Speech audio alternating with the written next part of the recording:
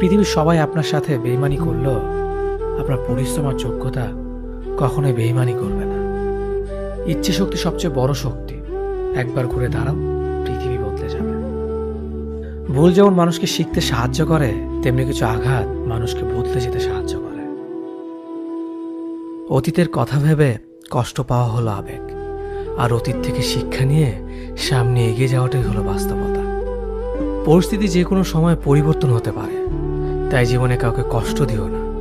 আজ হয়তো তুমি শক্তিশালী, কিন্তু একটা কথা মনে রেখো, সময় তোমার থেকেও বেশি শক্তিশালী। নিজের হতাশার জন্য কখনো অন্যকে দোষী করো না, বরং নিজেকে দোষী করো অন্যের থেকে অতিরিক্ত আশা করার জন্য।